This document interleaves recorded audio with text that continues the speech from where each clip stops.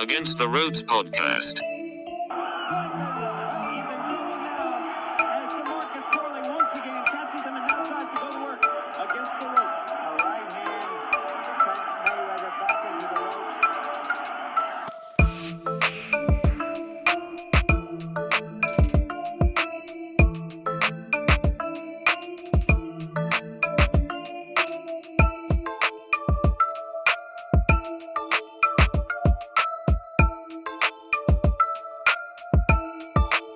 Contra las cuerdas.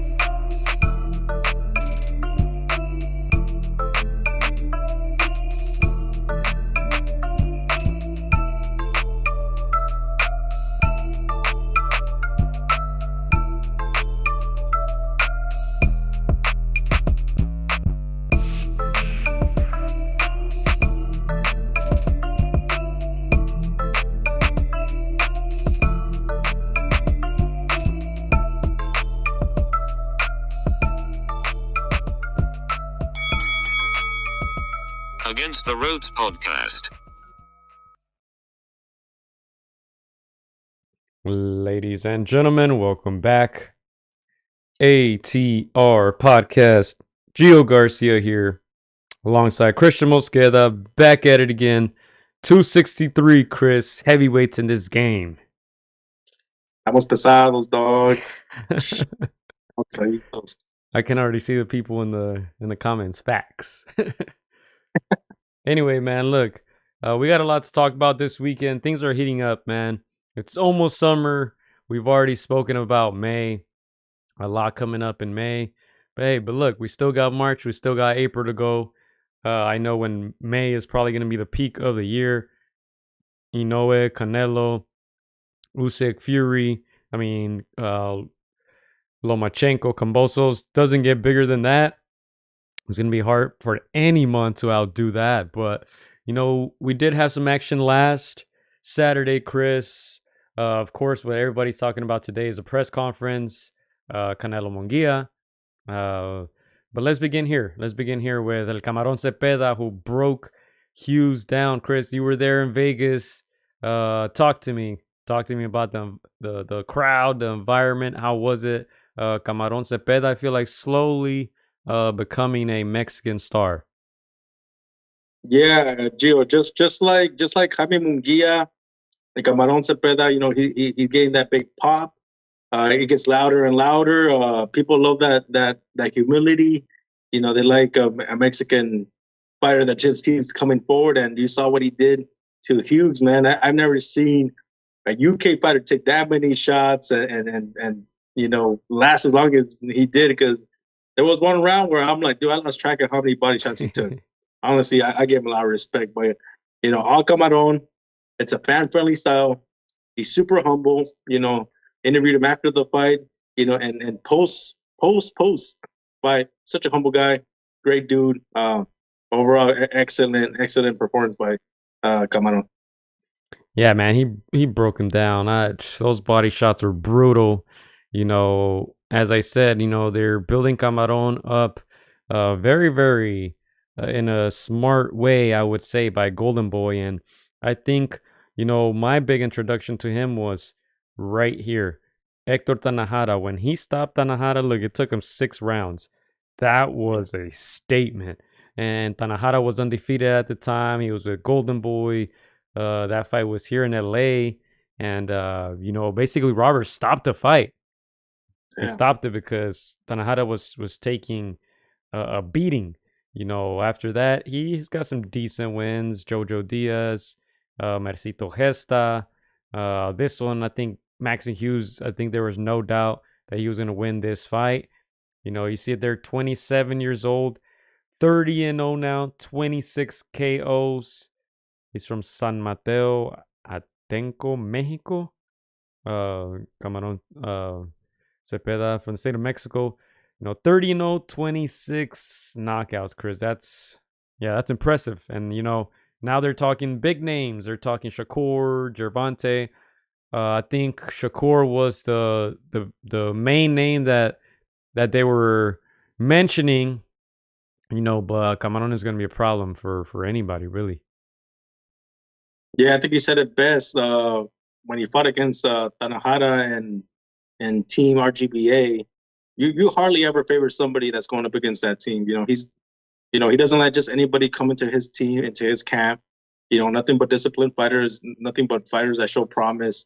And again, you got a brain there like Robert. It's very rare that, you know, you pin a fighter or bet against that team. And for Camaron to do that, like you said, stopping Tanahara in 6 rounds. When I first saw that fight, I was like, that's gonna go the distance, or, you know, one way, you know. But no, it was complete demolition by Camaron, and, you know, it kind of shows you why, you know, some fighters have been staying away from him. Like you said, Gio, he called out probably the purest, you know, boxer in the game right now, Shakur Stevenson, and that's a tough fight. But, you know, he's looking good. He's breaking every guy down, and again, he's just growing in numbers with the fan base. Yeah, you know, Shakur obviously is a difficult matchup for anybody. You know, moves around a lot, avoids punches, boring to many people, but, you know, very effective on defense.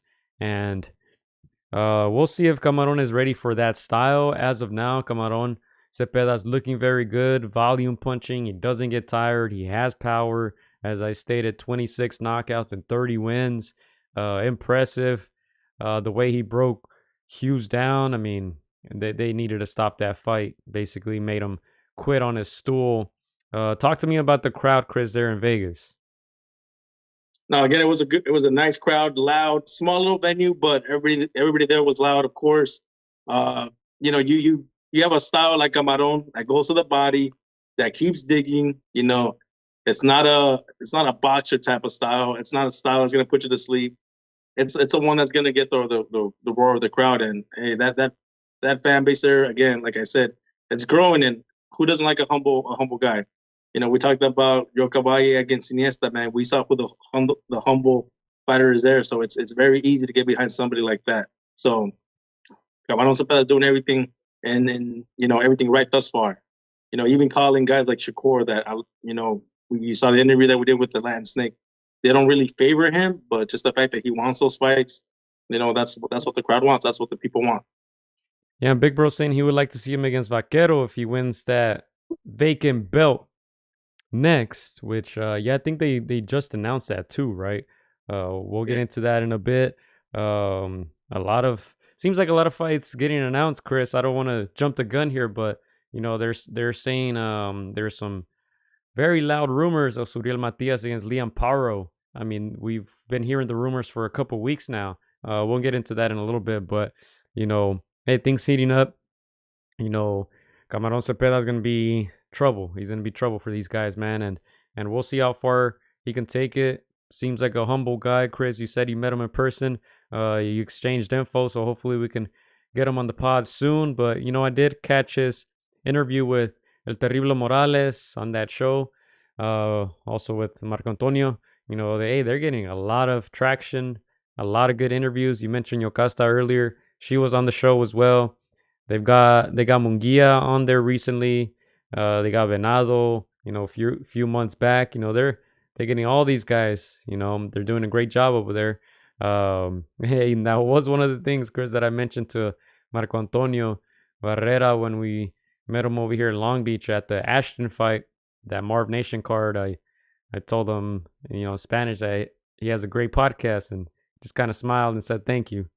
But and I kind of said, oh, you know, we have a podcast too. Well, one day we'll get up there with you, you know, and we share some laughs. But yeah, no, great podcast. But yeah, like I said, I was able to catch the Zepeda interview.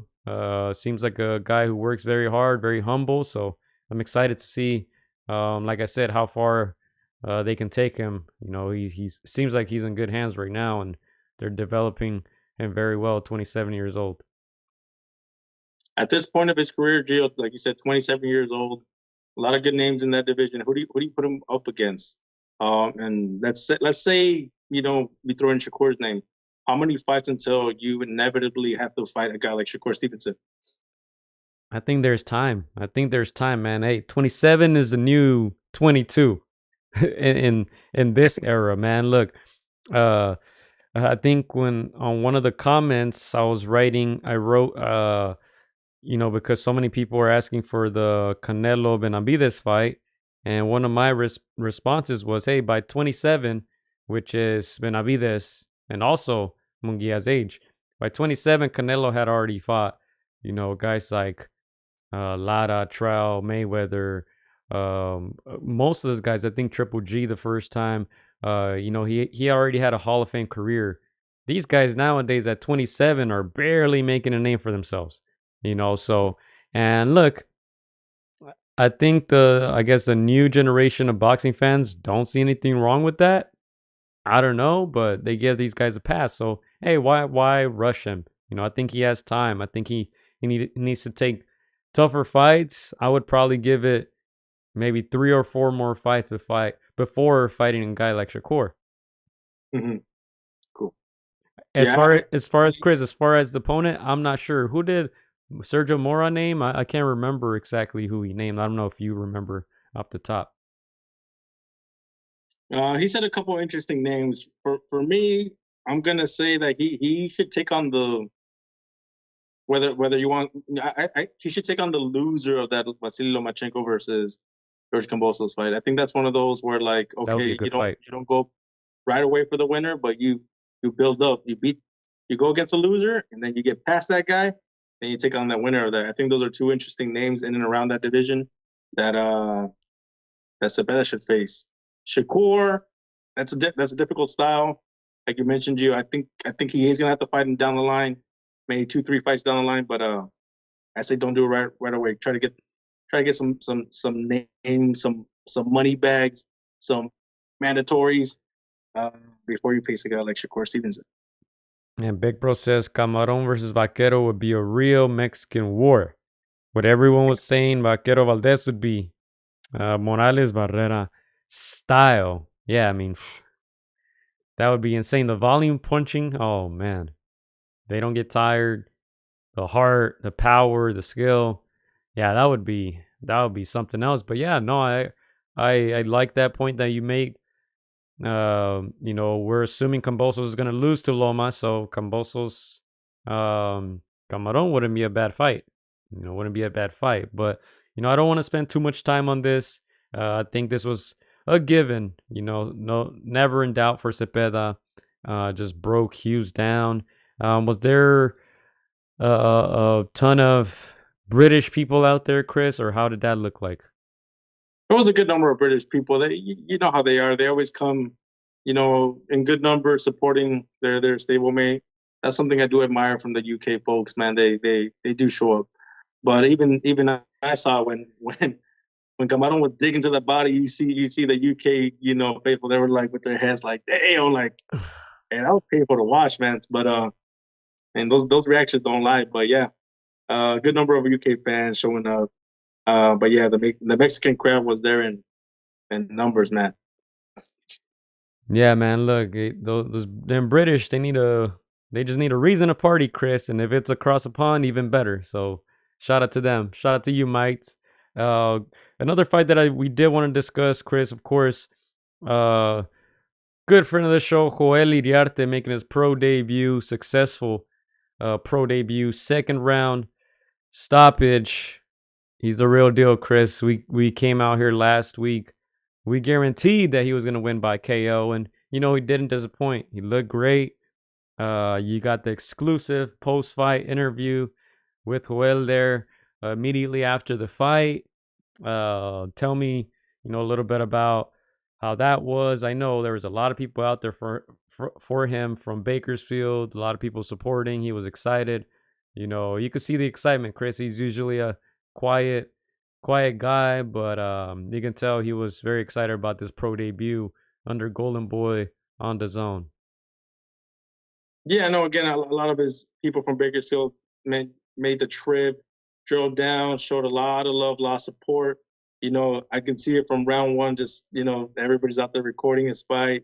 Happy to finally see him turn pro, his debut fight. I saw a little bit of anxious energy, and hey, he's a young kid making the transition from amateur style to pro. I know he's so much better. I know we see his skill, we seen what he can do. I can't wait to next fight. He got the jitters out in this fight. He's got the range, he's got the power, he can punch with both hands. But he did what he needed to do, get the guy out. Keeping that knockout ratio intact. I think he's got the potential to make a run with that knockout ratio. Once he settles into this professional game, the style, gets just familiar with the game on the professional level. But overall, great crowd. Again, a lot of people showed up. You can see it in the lobby. I had to wait a little while to get my interview in because you just had so many people taking pictures with him, and just he appreciates every single one that came out. So, I'm really proud for him. We did the podcast with him years ago, and man, we said again, we don't drive for just anybody. That was a bit of a drive, but no regrets in doing that. What a great kid, good family behind him. Fun fact, Gio, his mom did not want to come down and see the fight. Wow. He had to go up to the room and say, "Hey, I won," And again, it's these guys are, they're sons, they're brothers, all that. So I mean, totally understandable. First fight, out of the way. Can't wait to see him fight. Yeah, he's just 20 years old, Chris. We had him on the podcast in 2020, I believe was the year. Like you said, made the drive down to Bakersfield. Shout out to our guy Tito for putting us on. He told us, hey man, this guy's the real deal. This guy's out here hurting those guys at RGBA. We had to go check him out. We actually saw him spar that day, and then after we did that hour or so long interview there at the gym in Bakersfield. So yeah, you guys can check that out still. It's up there if y'all want to check it out. And that one got some good traction. I remember Robert Garcia and Pita were talking about it on their podcast. So, hey, look, the word is getting around. A lot of people know this guy now, and you know that someone is someone, if that makes sense, because on those posts by Golden Boy, if you look at the comments and likes, yeah, I would say the vast majority of them were people in boxing, trainers, fighters. He was doing sparring recently with another friend of the show, our good friend Arnold Barboza. I saw comments by Diego Pacheco. A lot of boxers just saying, hey, this guy's the real deal. This guy's, he was the best kept secret. And as I said last week, Golden Boy got one here. Yeah, and like, Gio, we got a little exclusive, off of the interview, but they're saying they want him to come back in a couple of weeks already. So I wouldn't be surprised if you see him, down there in Inglewood, or if we see him I would love that in a couple of weeks. I would love that. I'll be out there for the Zurdo Ramirez fight. Chris will likely be at the top rank card with Valdez, Wilson, Estrada, Yoka, our good friend. Kid Kansas will be on the show too. Murataya is still supposed to be on the show too, right? There are some rumors there that he might get another fight, but I think Robert came out and said, nope, he's still fighting on the 29th. So that's going to be stacked. But hey, look, if they can get Joel on that May 30th fight, the Zurdo card, man, I would be more than happy because I'm going to be there at the in Inglewood. I think it's the theater, the YouTube theater. I'm not sure exactly what the name is. It's not at the Forum, but yeah, man, shout out to Joel Iriarte and his family. Shout out to his pops. They're doing a great job with him over there, and can't wait to see more. Yeah, and again, Joe, it was, they mandan saludos too, bro. I messaged you after the podcast. It's really humbling when, like the whole team, people that, when we went to go do the podcast, it was a whole team, 7-8 members, and they remember like, oh, you guys were the first ones to come interview us, man. Like, appreciate you guys coming down, and it's really cool seeing this process. So, man, the same way we went to go see Ashton. Can't wait to see Joel put his second, third, fourth, fifth fight together. Just see him grow in this game. 100%. And Big Bro says Steve Kim said it on their podcast this week that they're planning to put him on the pseudo card, and he says bring him back right away. Yeah, second round KO. He didn't really get hit, Chris, right? No, he didn't get hit at all. Again, like I saw those moments where I'm like, ooh, like once he relaxes, once he gets this fight out of the way, I can't wait to see that straight right, that straight, like, just everything that we've seen him do. Again, this kid has a lot of potential, a huge ceiling, and I feel like people haven't seen anything yet. Yeah, look, he's 6'1", Chris. 6'1", 145 pounds he weighed in. So yeah, he's probably going to be around that welterweight division. He's going to keep growing and growing, 20 years old. So we'll see how long he stays there, but this guy's going to be special, man. This guy's going to be special. But let's keep things moving here, Chris. Next topic. Of course, we got the breaking news. What was it? A couple days ago, right? Yeah. Your boy Keith Thurman out injured. Fundora replaces him. That fight now will be for that Tim Tszyu belt, I believe, is the WBO. Plus the vacant WBC, which is the one that Fundora was supposed to fight Sergey Bochuk for. They're saying now Brian Mendoza is going to step in for Fundora as Fundora steps in for Keith No Time Thurman. Chris, are you surprised that Keith has pulled out? Tim Tszyu has had 3 or 4 opponents pull out already, man. Charlo, I think Lubin, a few other ones. Add Keith to the list. Yeah, I'm not gonna lie. I was a little surprised. I was, looking forward to this fight. I like Keith Thurman. Even though he's been out of the sport, I like him as an entertainer. Once upon a time he was, the man at 147. So I was a little curious to see, where could he test a guy like Tim Tszyu, who is, in a sense, the man at 154. So I'm a little disappointed.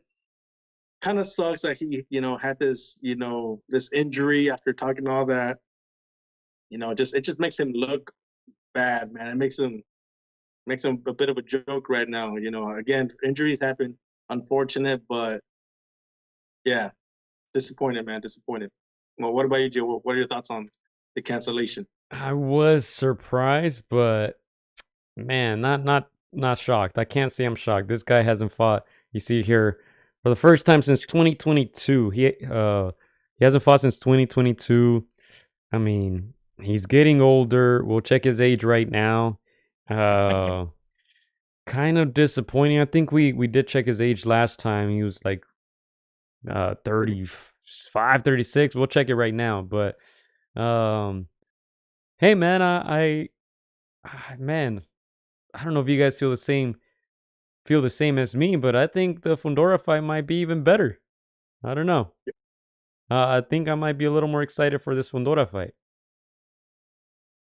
Yeah, no, it definitely is a better fight when it comes to like two true guys at 154 and guys in their prime, in their 20s. So it definitely is a better fight. I would have liked to, Fundora to rebuild a little bit after that hellacious knockout at the hands of Brian Mendoza. But hey, at the same time, it's like it's a title shot. It's against, the biggest name, in my opinion, in that division, the title holder. So you're not gonna turn that down if you're a guy like Sebastian. So I'm excited for this fight. Obviously, we favor one guy a little more than the other, but Sebastian Fundora has some chance. He is a big dude. He's got some pop, so I wouldn't completely count him out. But again, that knockout against Mendoza is still in people's minds. Yeah. And everybody knows that Tim Tszyu has that power, and that could happen again. So I don't know, Joe. Give me your thoughts on is Sebastian Fundora doing right by taking this fight? Like, it's a tough fight. So Sebastian Fundora, 20-1, 13 knockouts. His last fight was what does it say here? April. After that was a loss to Mendoza. Did he fight after that? I don't think he's fought after that, right? I think he. Let me check, because this might not be an accurate source, but yeah, man, look, I think it's a tough fight for Sebastian Fundora. I think it's also a tough fight for Tim Tszyu. I mean, Fundora 6'7", long arms. I mean, this guy has reach, he has power. You know, Tim Tszyu has to test that chin.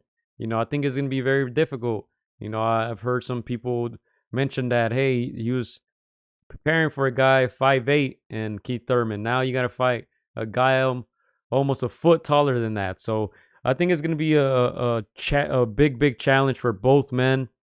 Obviously, I think most of us will favor Tim Tszyu. However, I don't think it's going to be an easy fight, and you know both guys are going to attack. I think it's going to be a great fight. We're not going to see any running. You know, Tim Tszyu was already saying, man, Keith is going to run. You know, and this flat-footed Mexican, you know, will have to get to him and break him down. But you know, I think Tszyu, Fundora, they're gonna fight fire with fire. So I think it's a like I said, I think it's a better fight in my opinion. Yeah, I think for action wise, it's definitely a better fight, and you kind of have to favor, you know, like you said, Fundora to have a better chance than Keith Thurman. He's a true 154. You know, maybe the tallest 154 in all of its history, in my opinion. I can't think of anybody bigger than him. Yeah, he does have that knockout. You know, it was his last fight, so he has that again, like going against him. But you also have that momentum, like, hey man, I got nothing to lose. He's showing he has no fear getting back into it with a dangerous guy, the guy at 154. So again, he's got, you know, everything to gain if he's able to, you know, beat the boogeyman at 154. So hey, you never know. Again, like you said, Joe, we don't favor him, but hey, crazier stuff has happened in boxing.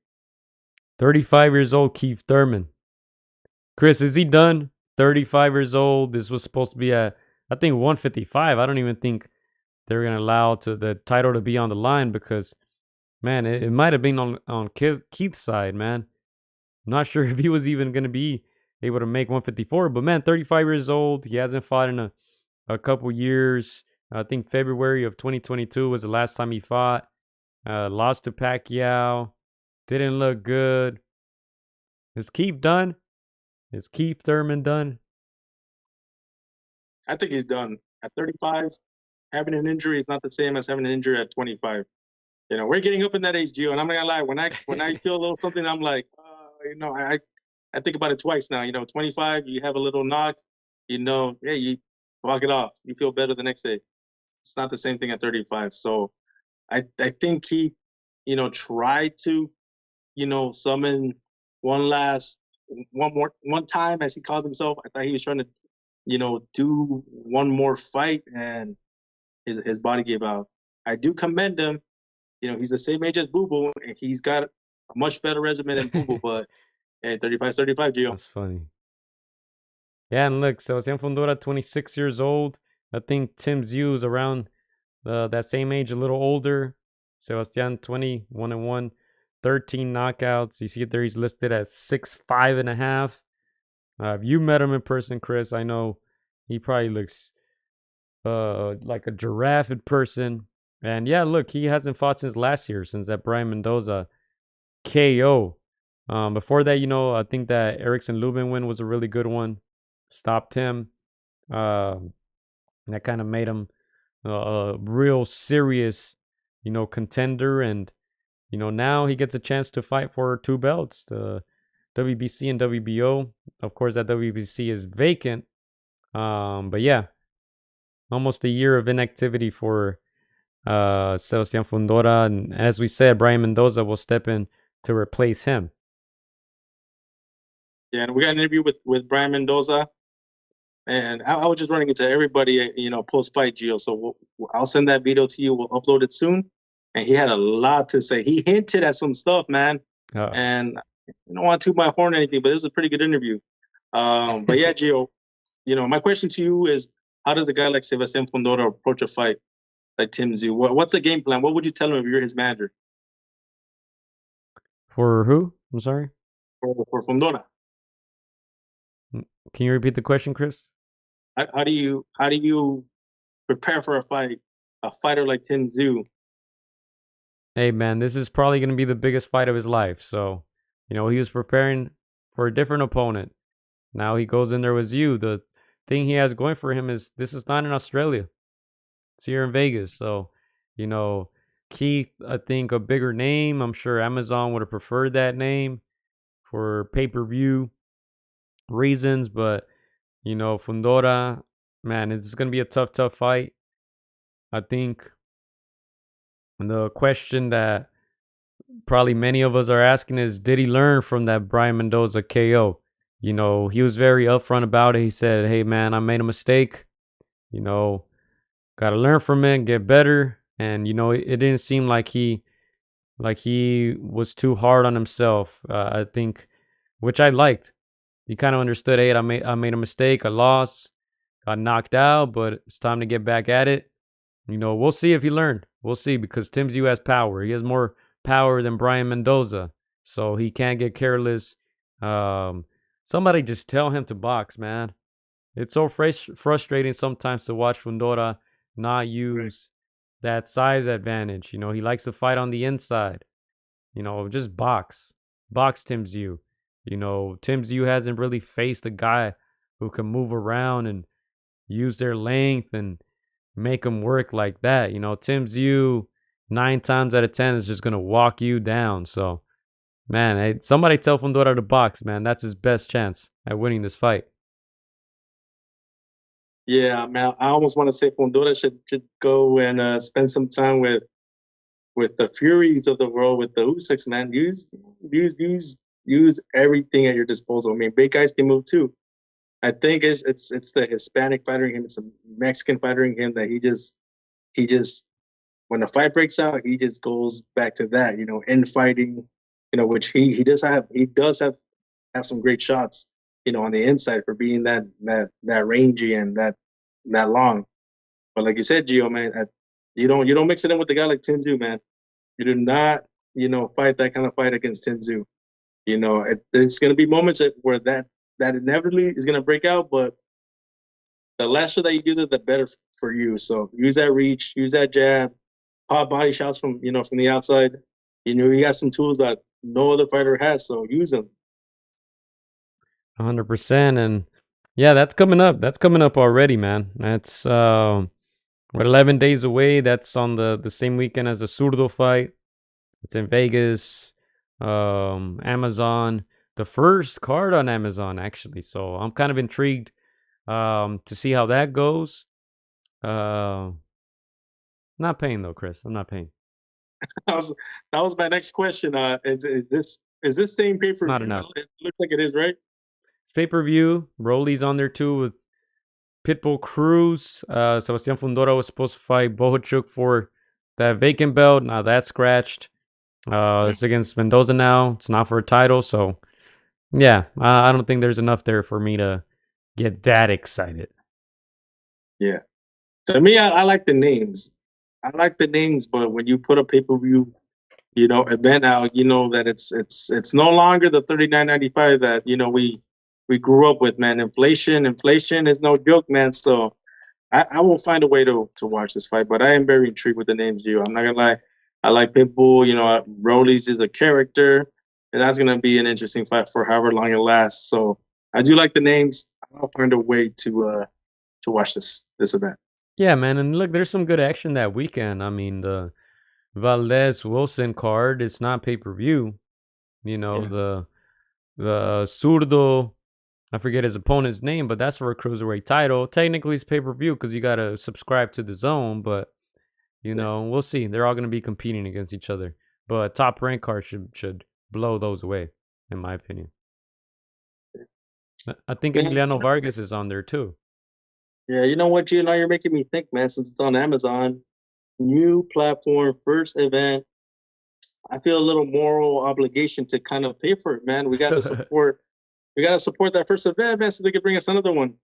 If they don't make no money, you think they're gonna bring boxing back to Prime? Man, you got me thinking now. Hey, well, look, Chris, they got the Canelo fight. And they got the Canelo fight. The Zone has it too. Amazon Prime has it too. I have Amazon Prime, so I might have to check it on up on there. I might have to check that or just buy it on there. But we'll see. We'll see how they do the whole commentary crew and all of that. I'm sure it's gonna be a joint between both. But Yeah. as long as there's no glitches, no interruptions, we saw a lot of that with the Zone when it first came out. If they give us a clean stream, then I'm all for it. But let's talk about that. So Canelo Alvarez. Yeah, go ahead. Okay, so I'm gonna take that approach then. Let me see the pilot episode. Y'all do good, and I'll invest in the second show out. Yeah, it's a big moment, man. But yeah, Saul Canelo Alvarez, Simon Munguia, 4 de Mayo, Las Vegas, Nevada, T-Mobile Arena, Canelo's home, the face of boxing against the possible next Mexican star, Chris. I don't think many people are giving him a chance, but look, if he's able to pull this off, he has the baton. He's up next. But yeah, it's gonna be very tough for Munguia. We spoke about it last week, but the press conferences did kick off today. LA. We saw Canelo in the same room as Oscar. I didn't watch the whole press conference. It seemed like they were being respectful. I saw some Oscar interviews where he was saying, hey, Canelo's the face of boxing. He's the best champion in the world, giving him his praise. Of course, I'm sure he's happy he's going to get his cut. He hasn't got a Canelo cut in a while, Chris, but he's getting it now. All respect between Canelo and Munguia. But Canelo did have some words, against some other fighters out there. Yeah. Like you said, a lot of respect shown in this press conference. We'll talk a little bit about what Munguia did after. I don't think you saw what he did after, but we'll get into it. But yeah, me as a fan, I'm just happy that Canelo's fighting in May. I know that we always expected Canelo May, Canelo September, but I bought my hotel tickets. I bought my months ago, so I'm like, hopefully he does not say, you know what, voy a esperar hasta septiembre, and I'm gonna take vacation. So I'm excited first of all that there's a Canelo fight in May. Second, like I said on previous podcast, Gio, hey, I'm trying to see the glass half full. It's 2 Mexican fighters. Munguia 27, he's coming into his moment. He's been looking much better than he did the first 5-6 years, in my opinion, of his career. So he's looking good. I don't favor him, but I feel like there's going to be a good scrap for.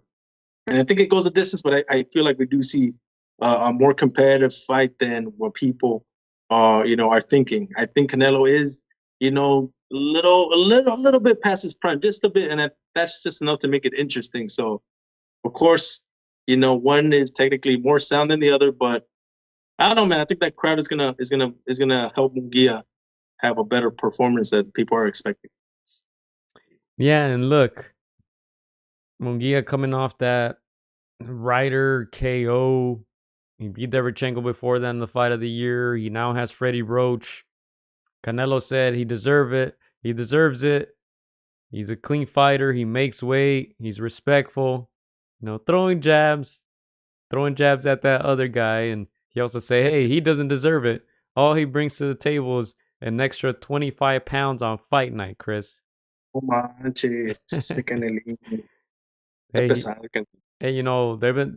been a lot of talk on the other side. Canelo's like, hey, I've never even met this guy. I don't know him. They're talking a lot.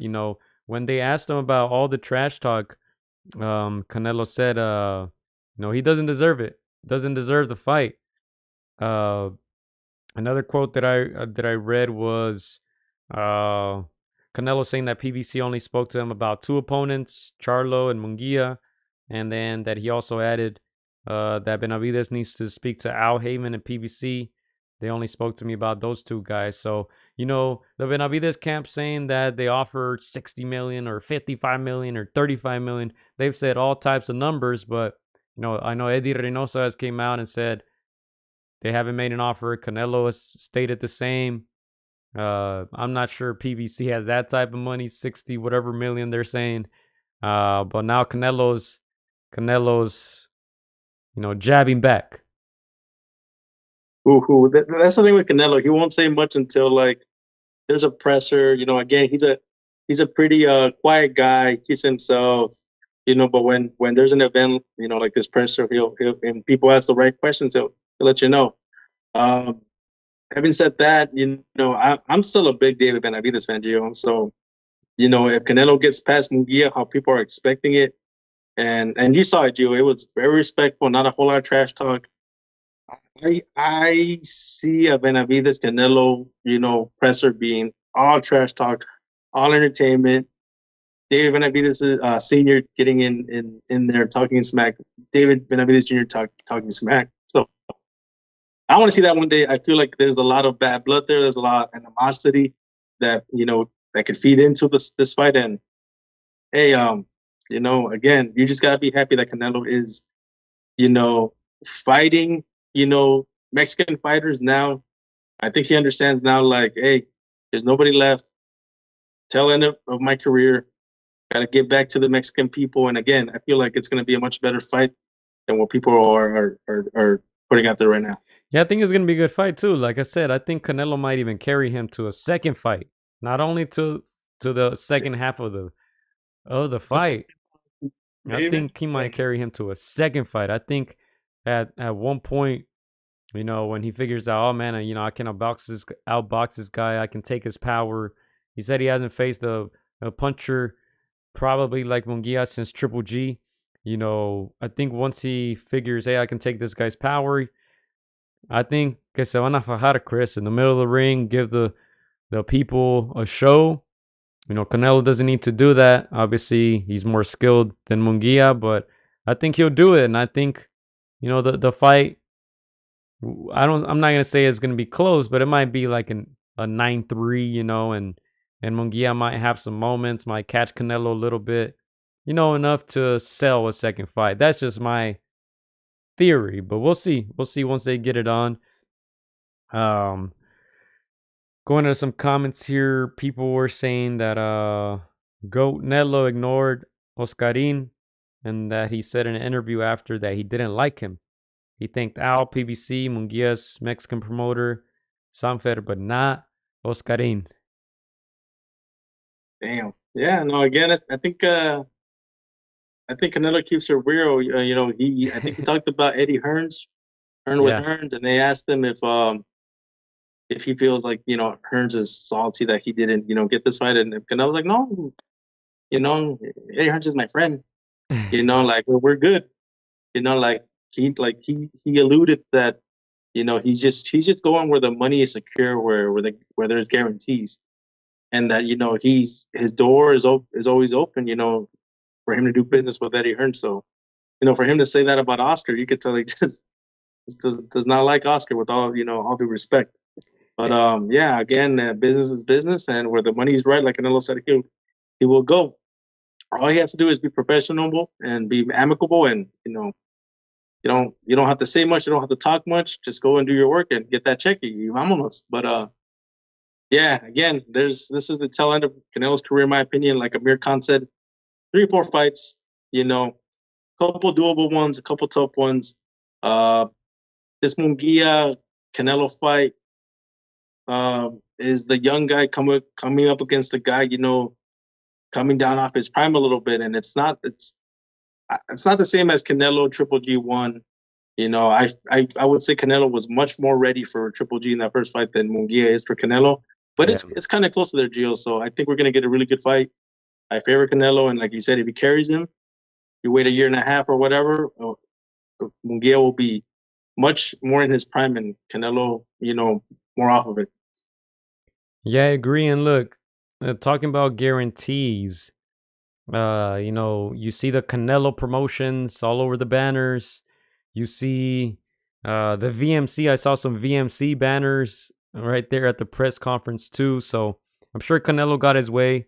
He is a face of boxing. He holds that power. Obviously PBC cannot act as a promotional company. So, they got to put someone's name on there. And of course, Canelo taking advantage, slapping the Canelo promotions on there. So, I'm sure he's getting taken care of. And yeah, I did see that clip that you speak of too, of him speaking about Eddie Hearn, saying, hey, he knows we're friends. And pretty much what you said, hey, whoever has the biggest bag and whoever treats me well, he says. So, yeah, I don't have much more to add on this specific topic, but I think the thing that I was looking forward to seeing in this press conference is the size uh, advantage by Munguia. Now it looked like Canelo was wearing some type of boots, so he looked taller than usual. But yeah, on fight night, I think Munguia is gonna be heavier. He's gonna be taller. He's gonna have that reach advantage. We'll see if he can use that. If that's gonna be an advantage, period. You know, Canelo's used to fighting bigger guys, so that hasn't really been an issue. You know, we saw the challenges at 175 with Kovalev and with Bivol. But at 168 and down, he's been able to beat all those guys, and most of those guys haven't put up a challenge. So we'll see if Munguia can use any of those advantages, quote unquote, to his advantage. You know, again, Gio, I feel like you and I are not favoring Munguia. A lot of people aren't either. What would be a moral win for Jaime? Oh, with I think with Charlo, I said if he's able to win a couple rounds, that would be a moral victory. I think with Munguia, if he's able to win 4 rounds, make it somewhat competitive, I think that's a W for him. Look, I know he's very respectful, maybe too respectful. He mentioned during the press conferences that, you know, he was saying que era un logro, you know, for him to be able to fight against a guy like Canelo, legend, the Mexican champion who has all the straps. You know, hopefully we don't see that type of respect in the ring, you know, because I'm not saying that he meant it as, oh, it's already a win, me being able to fight this guy. But hey, we'll see on fight night. All right. Hopefully that's not his attitude. Hopefully he goes in there to win. But I think if he's able to win 4 rounds, I don't think he wins 5 rounds against Canelo. But if he's able to win 4 rounds and not get badly hurt, not get dropped, I think that's a win. Because if you look at most of the guys that Canelo's fought, most of them have been dropped. You know, more recently, Charlo, Ryder, you know, Canelo has dropped them. So I think this fight will definitely test his chin. And if it's able to hold up and go 12 rounds and, you know, on top of that, win a few rounds, I think that's going to be a W for Munguia.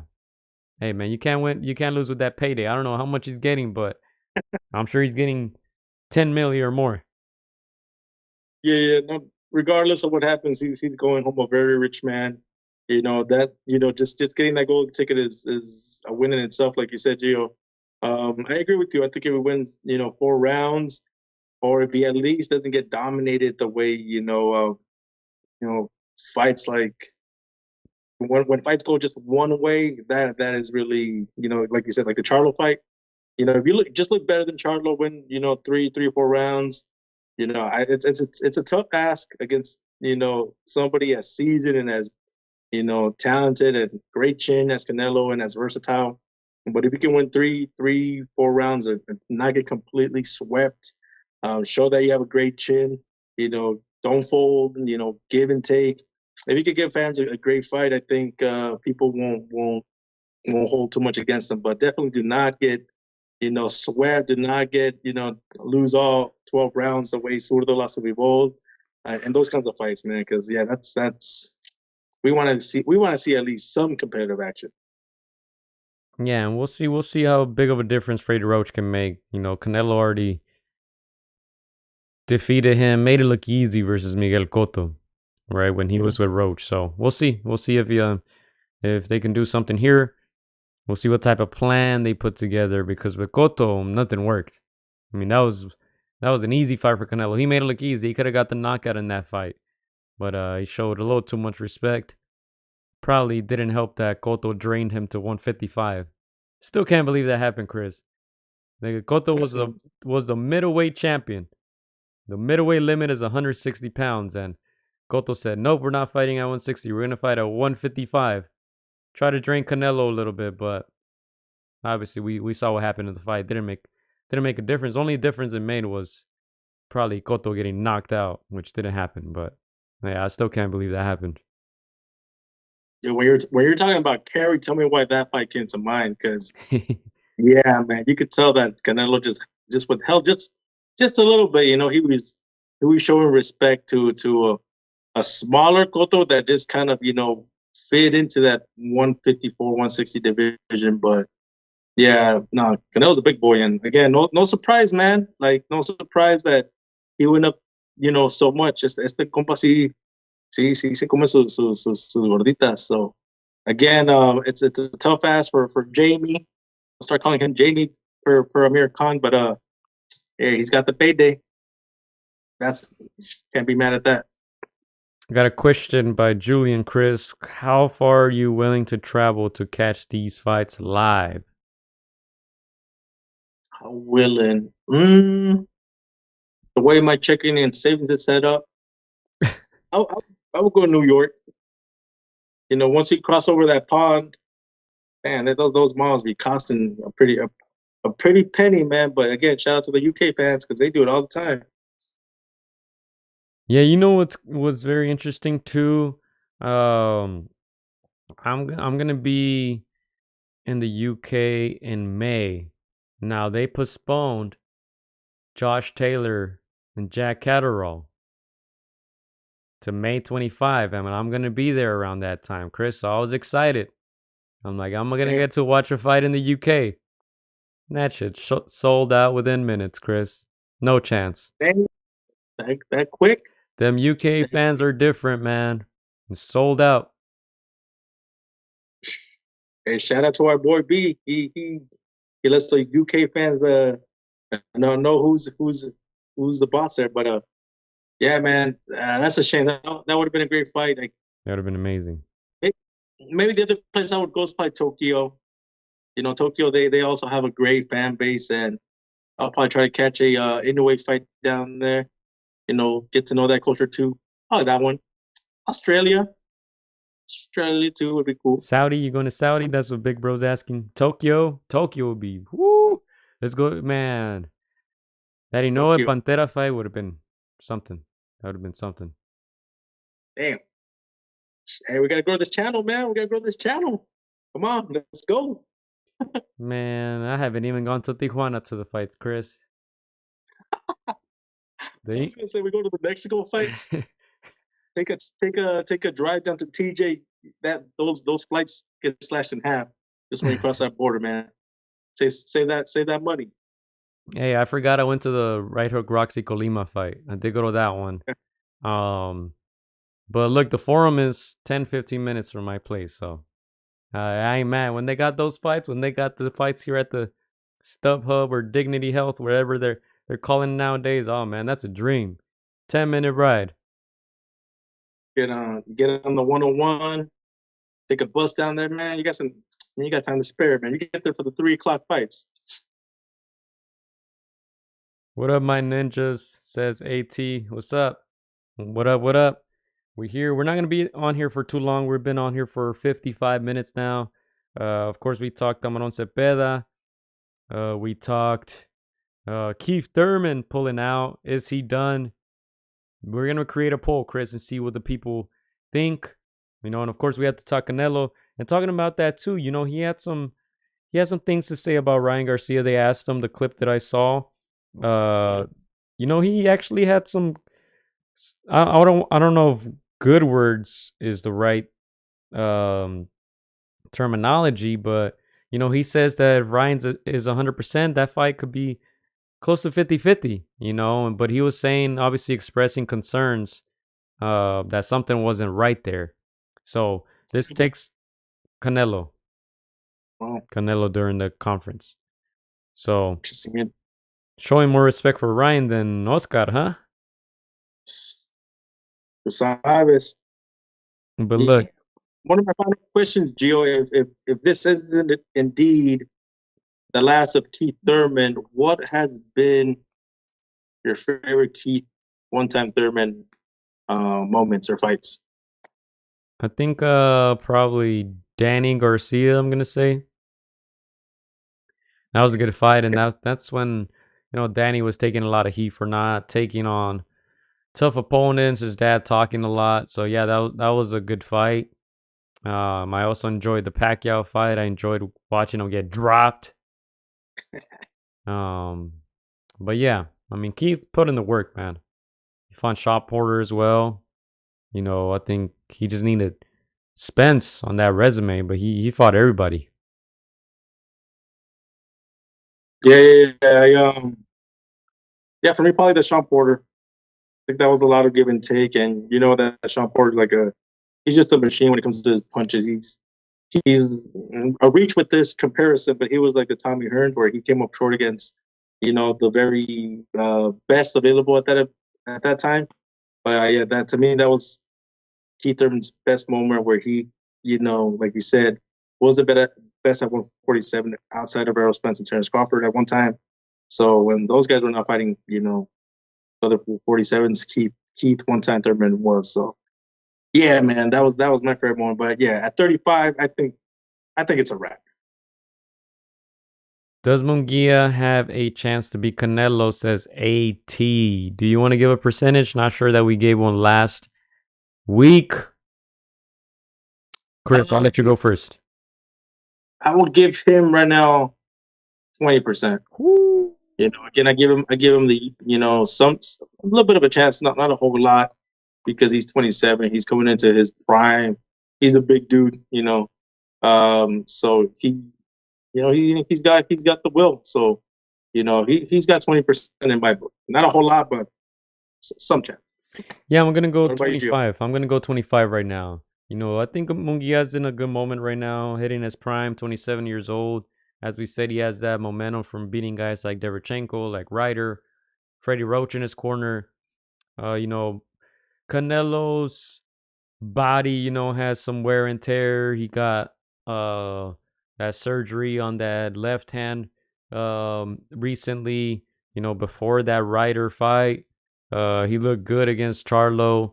But you see him every once in a while wearing knee braces and things like that. 64 pro fights, Chris. That has to take its toll.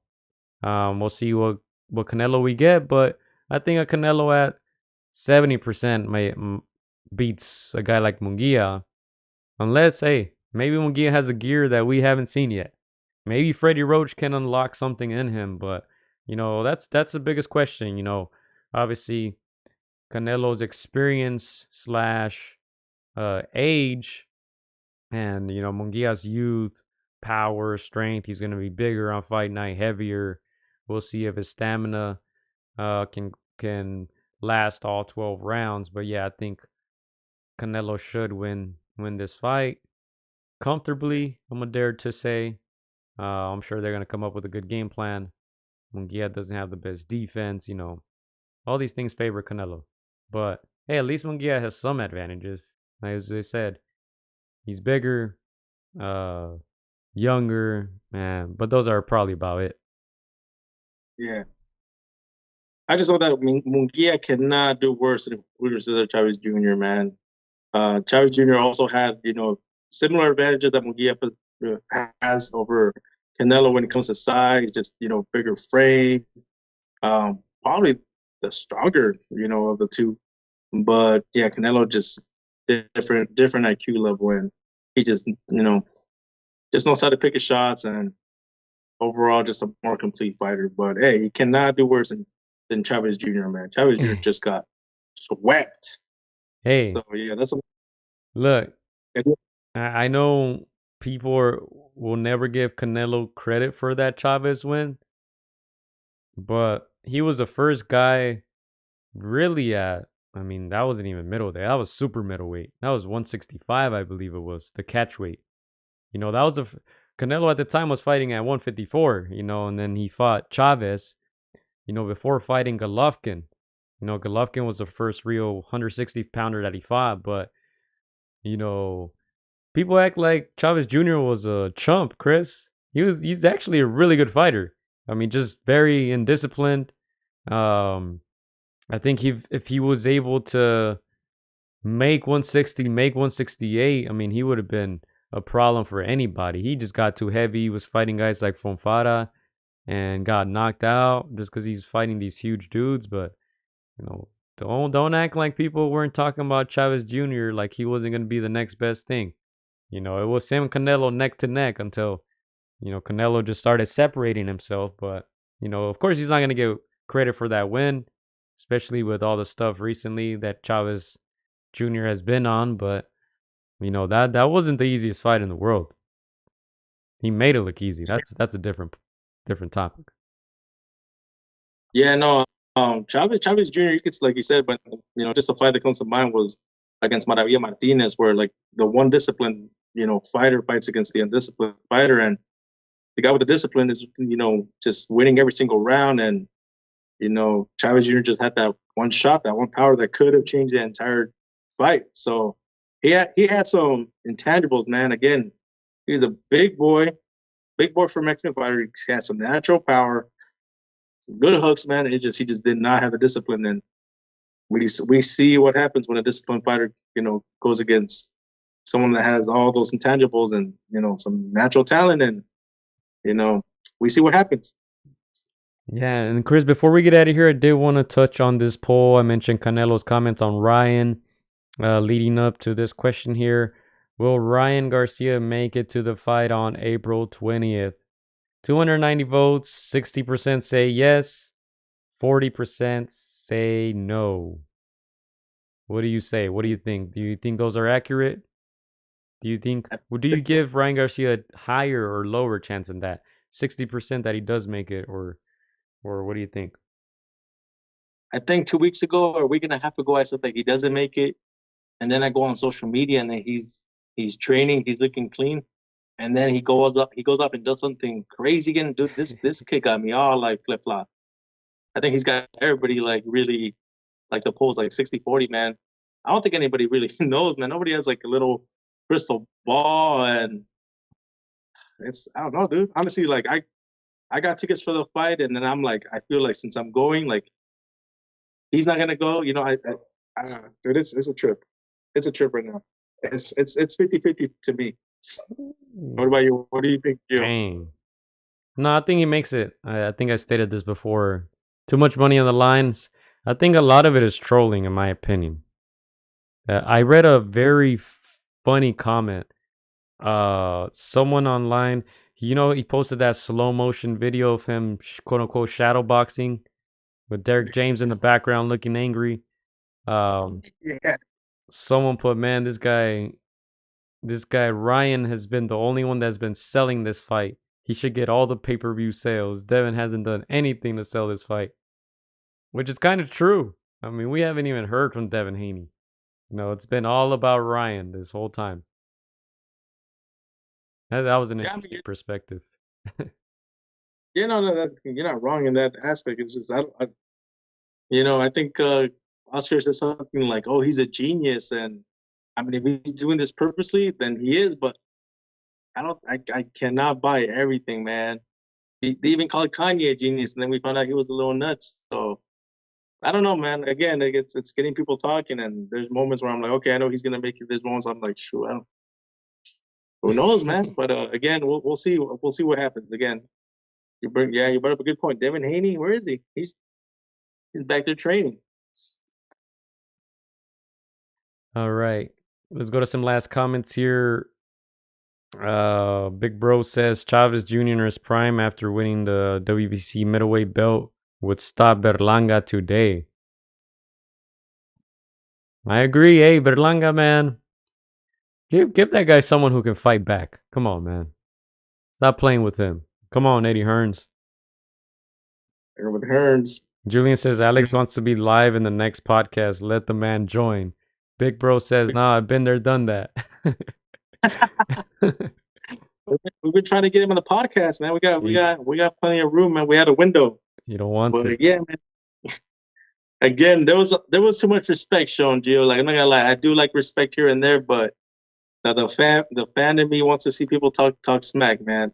Even Shane Mosley and Mayorga, put up a show, and then they were pretty okay behind the scenes. So I want to see some more of that. I did see that Jaime Munguia, I think they brought him a piñata. The comments were hilarious because people were saying like, Oscarin brought in that piñata and there's a picture of Canelo's face, and after all that respect, you see Munguia kind of smashed the face in half. So I'm like, oh damn, okay, I guess there goes the respect. But yeah, man, I can't wait for this fight to come. And again, I think Jaime's got a little bit more than we're giving him credit for. Don't underestimate that Mexican heart of a warrior, Chris. We'll see if it comes out. As I say many, many times with Canelo opponents, they freeze once they feel that power, they freeze up. But look at this picture, Chris. I thought it was interesting. Canelo putting his hand on Munguia's shoulder.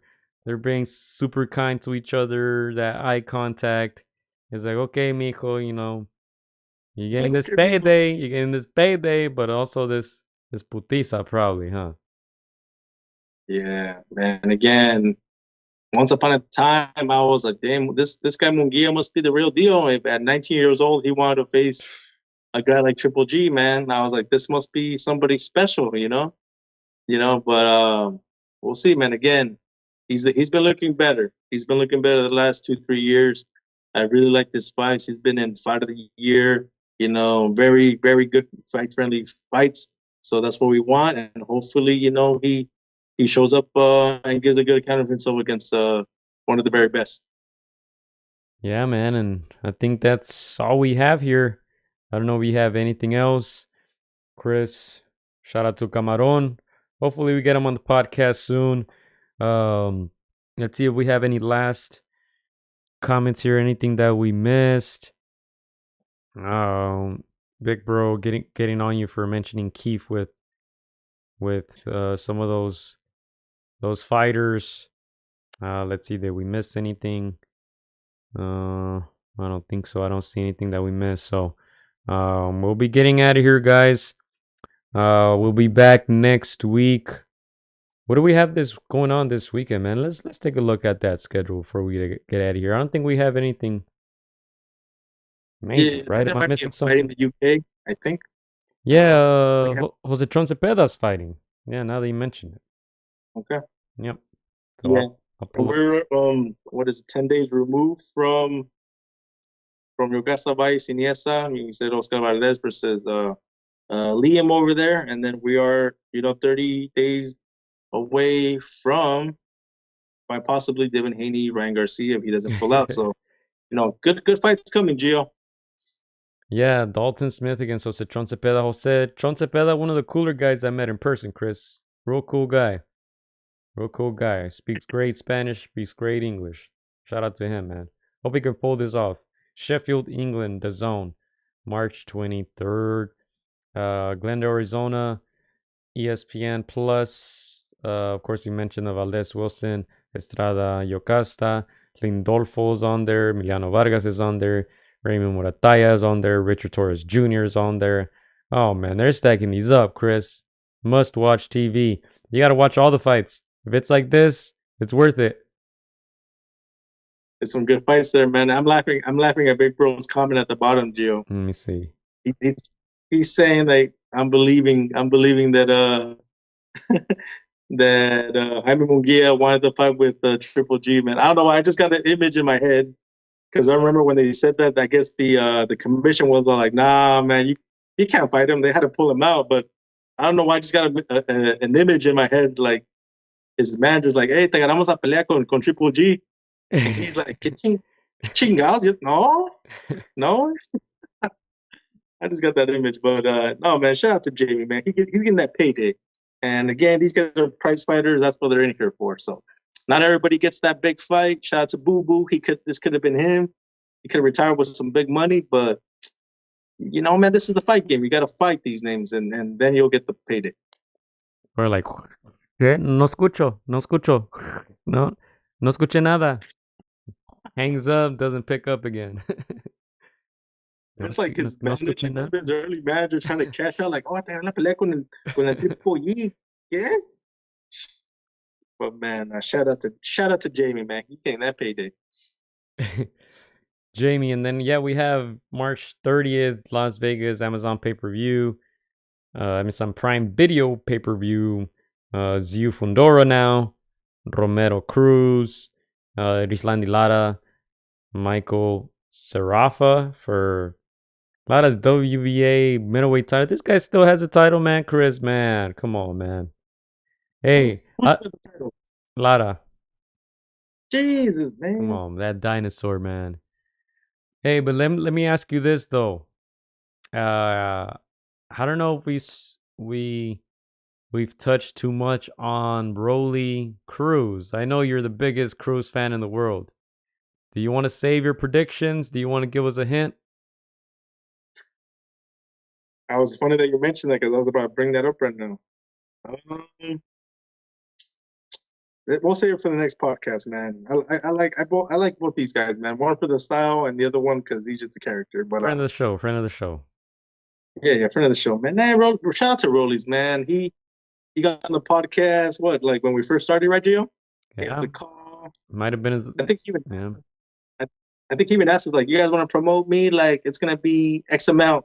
We're like, "Man, we don't got that kind of money though." But shout out, man. Appreciate it. But now Rollies is a character, man. He's got one of the weirdest styles. He's got one of the funniest sound bites when he's fighting. I don't know if he still does that, but no, he's funny, dude, man. He's good for the sport. Yeah, and Big Bro saying hopefully Chon pulls it off. You know, another guy, another Mexican in the UK pulling it off, you know, on their soil. And look, Jose Chon he's a tough matchup for anybody. I know he's taken some losses recently. Who was Hitchinson, I believe, and then Rougarou, Regis Prograis. He lost those fights, but don't sleep on this guy's power, man. Don't sleep on his power. He's a good boxer, and that should be a good fight over there in the UK. Now he's fighting away, but let's take a look at what else we have here coming up. The schedule. This is the one right here. Arsen Guillamurian against Gilberto Ramirez for WBA Super Cruiserweight title. Alexis Rocha is on there. He extended his contract with Golden Boy, and I don't see much else on that card, Chris, man. Hopefully they can add some names to that. That's March. Let's take it to April. You see Hitchens there. Pacheco, April 6th as well. Galalia Fai, Mark Castro, Sky Nicholson. That's Vegas. The Zone, April 6th. Not bad. We got some more action there on the 13th. Jared Anderson, some heavyweight action. April 20th, of course, New York. Devin Haney, Ryan Garcia. And then this is when it starts getting crazy here. May, Canelo, Munguia, Inoue, Neri. His brother's going to be on there too. Takuma Inoue, who had a good win recently. Jason Maloney's on there. Vasily Lomachenko, Kambosos, May 11th. Australia, ESPN Plus. Carlos Cuadras quits against the other Maloney, Andrew Maloney. I know they just announced that. That's going to be a good scrap. Cuadras Maloney. Yeah, it's a good one. It's a good one. They're also working on finalizing BAM against Estrada, from what I'm hearing. So that should be good. May 18th, just added, San Diego, California, ESPN Plus. Emmanuel Navarrete against Dennis Berenchik for the vacant WBO lightweight title, 135. Damn. I was just going to say that that Bam versus Estrada, if it comes to fruition, that is somebody that can take over the baton, man. I don't think Munguia's ready to take that baton, but a guy like Bam against Estrada, that's a very possible. Yeah, it's possible, and hopefully that gets done. It'll be interesting to see where the venue is. Maybe Texas. You know, I know Bam has had some fights over there, but you know that last fight there that you guys saw May 25th, Leeds, no chance, Chris, sold out. I'm not even gonna try. Maybe on resale I can get some tickets, but that would have been a cool experience. Yeah, I saw, because I always apply, or I always go on flight tickets, and I do the tracker. I think for that one, it was like 1,200, and it had a price drop to 600. I was like, oh damn! It was tempting, man. It was tempting. Hey, maybe I can catch like a press conference or something. Maybe I can sneak over there. Like, hey man, I'm just a lost American, or maybe I pull up and depending on if Chon wins or not, maybe I can be like, oh, soy de Mexico, no sé, no sé. Or act like I'm lost or something. Hopefully they let me in. Put on a Leeds jersey, dog, and be like, man, go Leeds. Just name one of their all-time heroes from the championship time. They'll probably let you in. Yeah, hopefully, man. But we'll see. We'll see. Bam stops. Gallito says, big bro. Damn. Hey, Bam has a size advantage over these guys. Don't sleep on him. He's not small, man. He's not small in person. Now, I met both of them. I'd say Bam is maybe an inch taller than me. Now Gallo was like 2 inches shorter than me. He was small. He was small in person. Yep. So, man. They're small. Chocolatito small. Yeah. Yeah, we'll see. Should be interesting. But yeah, that's all I got, Chris. Shout out once again to our guy, Joel Iriarte, and his pops doing a great job repping Bakersfield. Made their pro debut. Golden Boy last weekend. Second round stoppage. Camaron looking good again. Camaron looking good. And yeah, shout out to Canelo and Munguia, man, for that press conference. I didn't expect much, but Canelo gave us some shorts, some clips, something to talk about. So shout out to him as well. I know he's watching. VMC.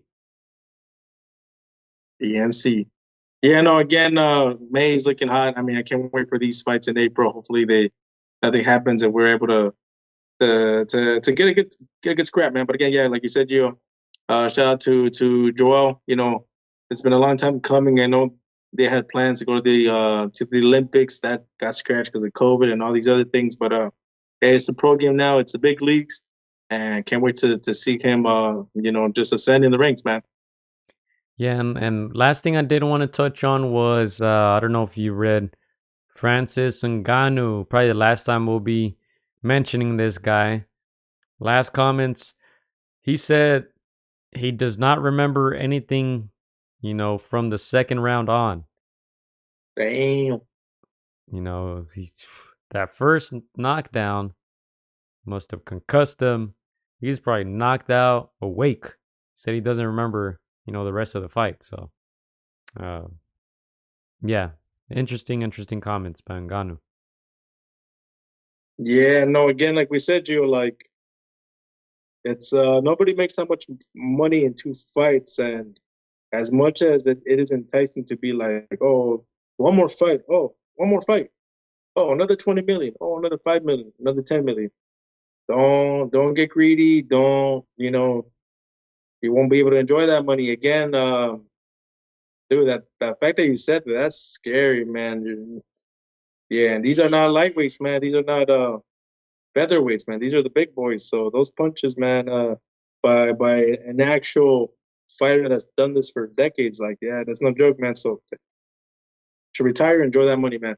Yeah, and look, just to cap this combo off, it reminds me of, two guys that we had on our podcast that told us, kind of the same experience where they were knocked out and don't even remember walking back to the dressing room, changing, doing interviews. They just kind of wake up out of nowhere and are wondering what happened, That's a scary, scary thing.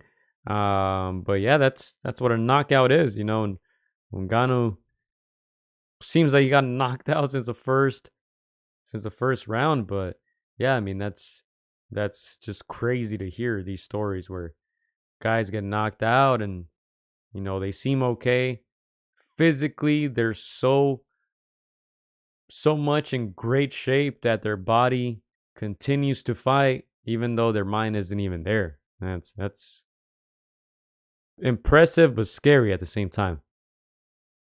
Dude, when I saw that second right by Joshua land, I know he did a good step in and connected it nicely, but I was like, Ngannou was just there, like he didn't even move his head or nothing. Like it's just that was just waiting, like just do it. Come on, just do it. Take me out of my misery. Now it makes sense. If he wasn't even there, then he was just on auto. Man. Yeah. So again, man, he says it's best that he didn't take any more punishment, man. For real. Again, nobody can not everybody has the luxury to say I'm walking around with millions in my pocket, man. Go enjoy that money. Shoot, for real. All right. Well, that's that. Thank you guys for tuning in. Thank you for keeping the chat lit. And we'll be back soon. Thank you, mates. VMC. Vámonos. VMC, mate. Shout out to AJ. We got to get him on the pod. That boy AJ, man. Let's go, mate. Hola amigos, soy Juan Francisco Gallo Estrada. Quiero mandar un saludo para mis amigos de Contra las Cuerdas. Échenle muchas ganas. Un abrazo, muchas bendiciones. Shout out to Against the Ropes. You know what mine is? Let's box, bitches. It's almost fight night. Shout out to Against the Ropes. Thank you for the support. Keep doing your thing. You're doing a great job. So thank you and best wishes. Against the Ropes. Huge shout out to Against the Ropes. Against the Ropes. Shout out to Against the Ropes. Thank you guys for the interview and hope to see you guys soon. Against the Ropes, always doing the right thing. Shout out to Against the Ropes, man. I appreciate you guys for having me, taking the time out y'all day. Against the Ropes, #1. Freddie Roach. Thank you very much.